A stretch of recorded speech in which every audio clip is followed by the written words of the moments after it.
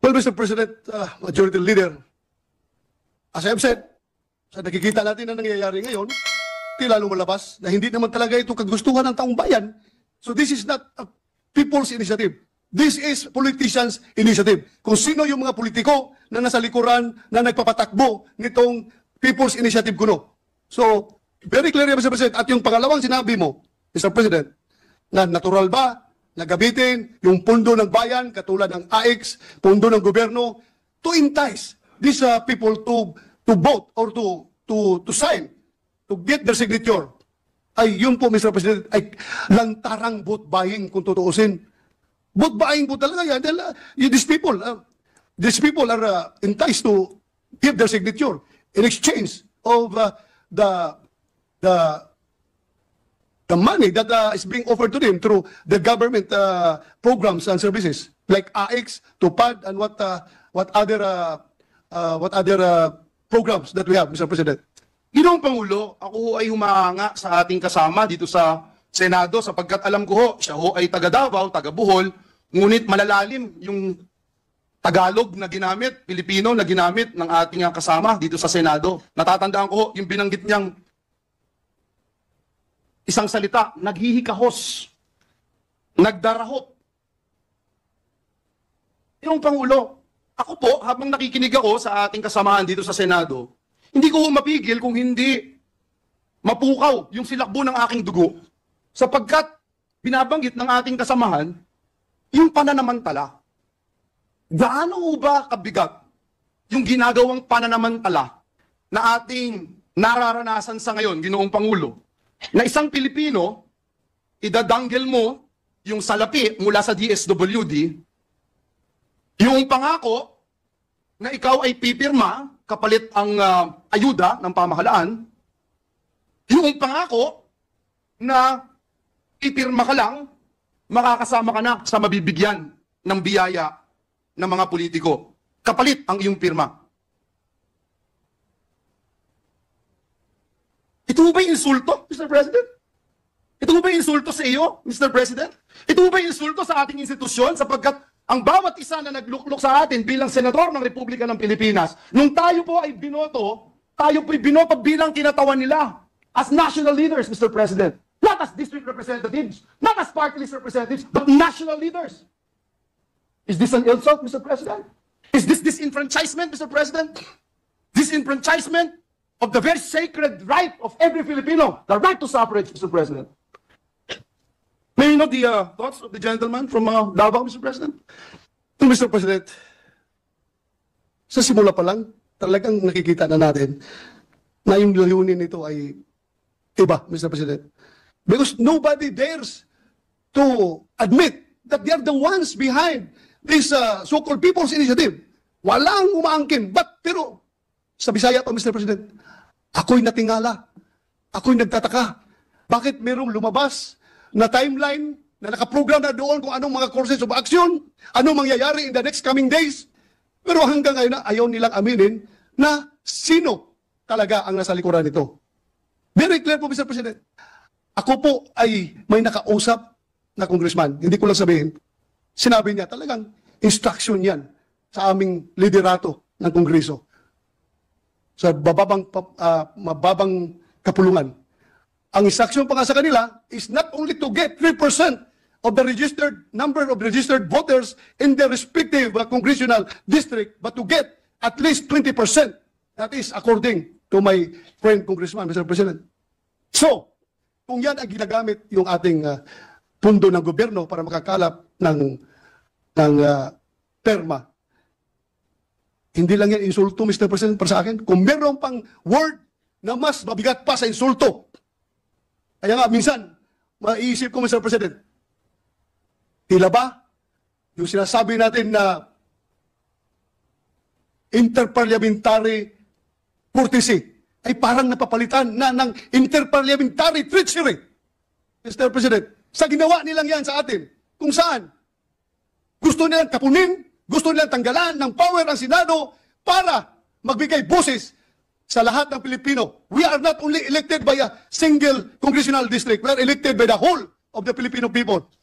Gusto nilang tanggalan ng buses ang Senado by the mere subject of their people's initiative, which is voting jointly, Mr. President.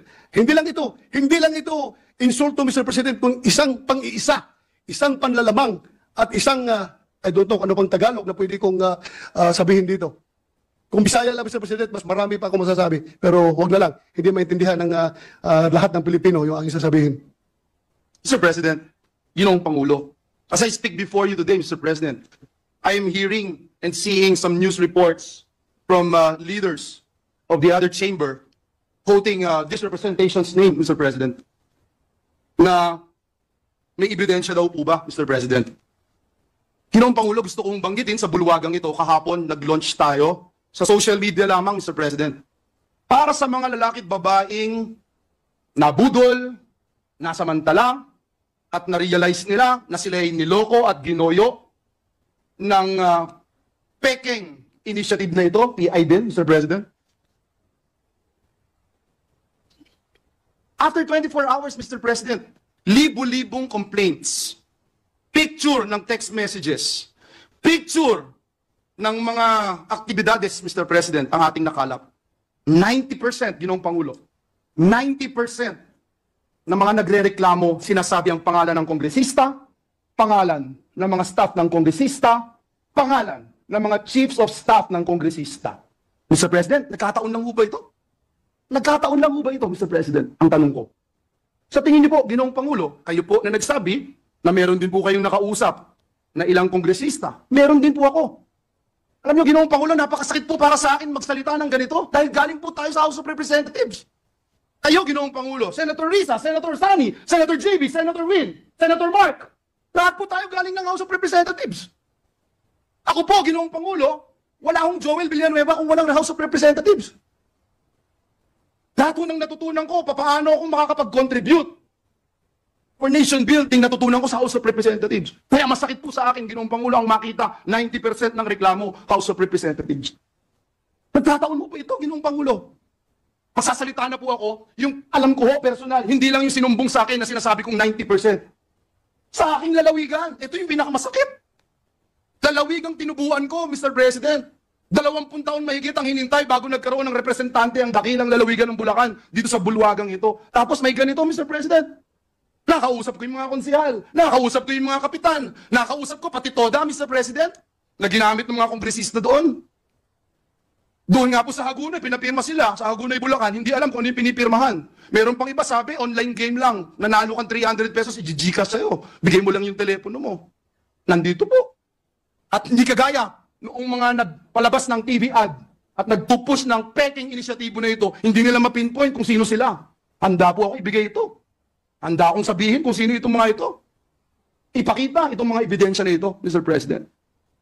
I'm just wondering, Mr. President, bakit ganito? Nakita ko po si Senator Cynthia Villar, galing din po sa House of Representatives. Bakit ganito, Ginoong Pangulo? Hindi ho ba pagpapalit ng kalye, pangalan ng kalye dito sa Pilipinas, pag pinapalitan po ang kalye, pangalan ng kalye, Ginoong Pangulo, matanong ko po ang ating distinguished colleague, pag pinapalitan po ba ang kalye, pangalan ng kalye dito sa Pilipinas, pagkatapos po bang maipasa sa House of Representatives, batas na po ito, palitan na ang kalye? Hindi pa, Ginoong Pangulo. May Senado pa. Dadaan pa yan sa Senado. Pagkatapos may BICAM, Mr. President, hindi pangalan ng kalye ang pinapalitan. Kaluluwa ng bayan natin ang pinapalitan. Na for almost 40 years, hindi ginagalaw. Na for almost 40 years, hindi basta-basta pinakikialaman. Bakit? Kaluluwa ng bayan to. Now you see, with your own eyes, on television, now you hear the complaints of the people. And I will use and borrow the words of Senator Bato de la Rosa, yung mga nagdarahop, yung mga naghihikahos, mga nangangailangan ng tulong, nangangailangan ng ayuda ng gobyerno, umaasa sa tulong ng gobyerno, pagsasamantala natin, para lamang ma-extend ang termino natin, para lamang ma-abolish ang Senado. Mr. President, kung gusto ng taong bayang i-abolish ang Senado, I don't mind. If it is the will of the people, I don't mind. Ano mang klaseng gusto ng ating mga kababayan, dalhin man ang ating bayan sa kangkungan, dalhin man ang ating bayan sa impyerno, kung iyan ang gusto ng taong bayan, susunod tayo. Respetuhin natin. Pero Mr. President, Ginoong Pangulo, kung ayuda ng gobyerno, ipagkakait mo.